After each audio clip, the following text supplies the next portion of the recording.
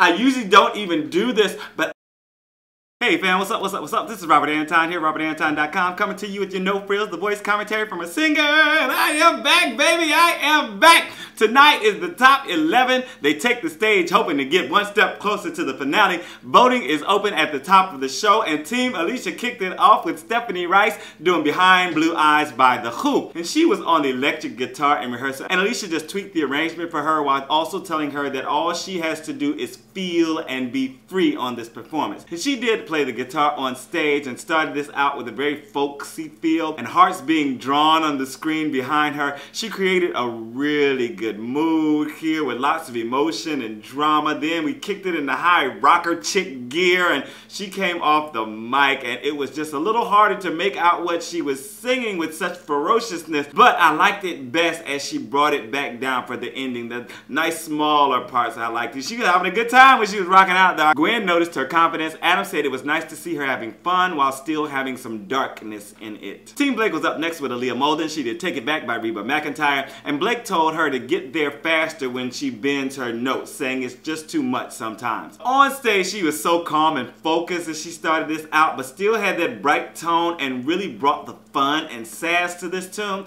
Her voice really shined on this during the breaks in the music when she was kind of by herself, and that growl she pulls out now and then is really sweet, and those big notes on the end had such nice control. I felt like this week she had the energy, but she had a lot more control with it. It was dialed back just a little bit, but you know, it was not going so sharp and flat all the time. Alicia loved the gravel and rasp that came out of her voice and mentioned her confidence and strength. Gwen also talked about her comfort on stage, calling her very, very talented. Then there's TeamBlake with TSoul. He did Lay Me Down by Sam Smith. In rehearsal, Blake just called his voice incredible and talked about some stuff that he was about to do that we shouldn't have seen yet. But anyway, TSoul started at the piano with a solid chest sound and then went into falsetto for the first part of the chorus while riffing down on the ends of phrases and really exciting the crowd. Then he came off the piano and the band kicked in. I liked his outfit and he was wearing his emotion on his sleeve. Him laying down on the stage was a nice touch, but it came off a bit contrived because they showed it in rehearsal, and I was like,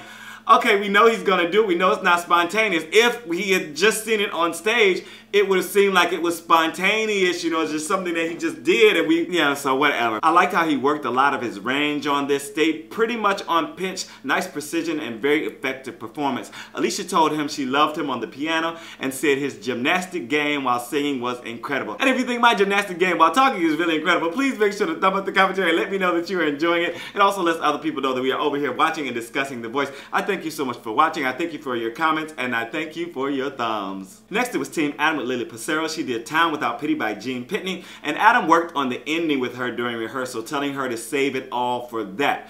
I'm loving the big band feel of many of the songs so far tonight, and all the horns are so sexy and add such like a vibrancy to the stage. Lilli had a really good theatrical approach to this performance, and it sounded good in her voice, giving us the musical vixen, but with such innocence intermingled. This really could have been like a performance at like the Tony Awards or something, and her scatting was a welcome surprise. Alicia was feeling it, calling it relevant, and said she lost herself in her world that nobody else occupies. TeamGwen was up next with Plake doing All I Want by Kodaline, and Gwen wanted to change up the song in rehearsal, and Hunter got on the drums and did the synths to arrange the song to make it more dramatic. On stage, I thought that Hunter was going to start at the piano because he had in rehearsal, but he was standing up at the mic stand when he started this, and his sound was so husky to start this out, almost like he was whispering in your ear, and then he went into his head voice, and that was also so sweet and haunting sound. He seemed to really be pouring himself into this lyric and crafting each of those notes and effects he was doing, soaring high into that falsetto, and he was kind of directing them with his finger too, which is really nice.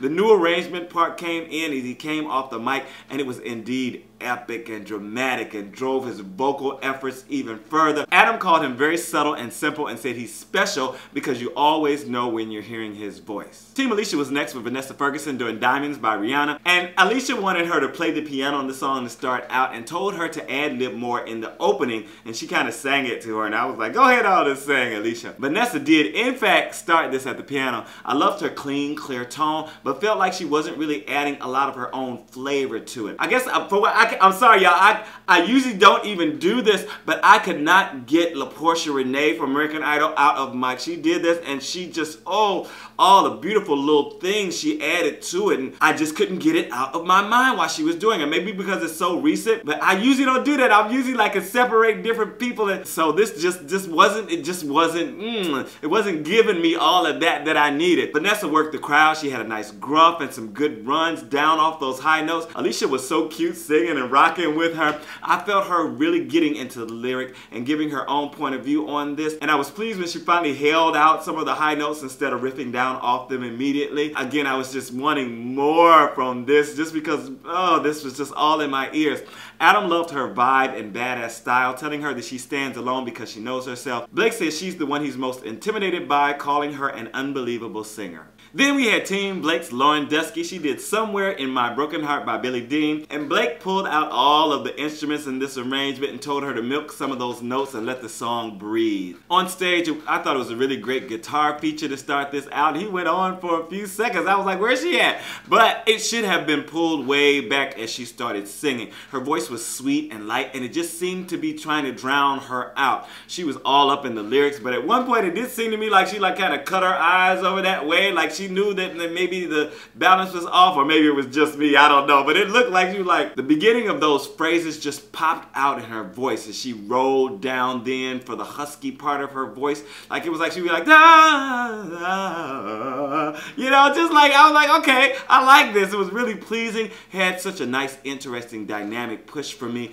Beautiful, if a little simple ending, but she's always so nice. Adam told her she's going to be in the finale because she's effortless and classy. Then TeamAdam's Mark Isaiah did How to Love by Lil Wayne, and Adam told him to sing the song 50 times to make it second nature, and told him to have a plan and to not oversing because he'll run out of breath. He also put in a vocal break at one point for him to keep his breath control going. So this sounded pretty good in Mark's voice as he sat on a high stool to start it out. I liked how he handled all the words here, but he was getting a little nasal, again trying to keep his breath flowing on this. He had a nice feeling, but sometimes I was losing the words and was waiting for him to really stand up and actually let loose. His sound is just so current, and he hits those high notes really nice. His voice just soars, plus the falsetto turns at the end I really liked. It came off very, he just has such a very a recordable voice, and oh my god. But quick rant from me, I just felt like he picks the wrong songs, and Adam later on said that he's been picking his own songs, and we need somebody in there that knows really good, strong, touching material. I mean, Drake and Wayne are okay, they're current and all that, but they aren't doing really meaty love ballads, and that's what he needs for his voice, in my opinion. But for his Save performance, if you go back and watch that, that is a nice meaty love ballad, and he sang the spit out of it. It was his best performance on the show, hands down. Let me know down in the comments if you agree or disagree. Enough on that. Gwen said every time he comes out, it feels like a modern record that he would make, calling him gifted. Then we had TeamAdam's Jesse Larson. He did Human by Rag & Bone Man, and Adam wanted him to pull back the band and arrange the song better for him in rehearsals. I was kind of thrown at the beginning because it was all percussion, so it seemed just a bit off as he started with the melody. He had a nice rich lower register, but I didn't even realize how much I missed his higher notes until he got into the higher part. I was like, oh my god, I was like it seemed like I had been waiting for it and I didn't even know I'd been waiting for it. This was good, it was interesting, it was different, it was so enjoyable. It made me want to sing the song, to look it up and cover it. I really enjoyed it. I don't know the song and I would definitely be looking up. Y'all might want to look out for a cover on my cover channel. It's Art and Time. But anyway, I really enjoyed it. TeamGwen was up next with Brennley Brown. She did River by Joni Mitchell, and Gwen wanted to make the song more country by adding background vocals and called Blake for advice. This definitely had a very country bent as they started out on stage. The violin came in, they had the slide guitar. Brennley has done this song before, and it showed that she really was into the story with a nice vibrato throughout. She slipped into head voice on parts very nicely. Her voice really sounded excellent on this song, and it made me feel things. Very nuanced little changes in emotion. At one point she seemed just a little upset about something, then she was a little mad, then she was longing, then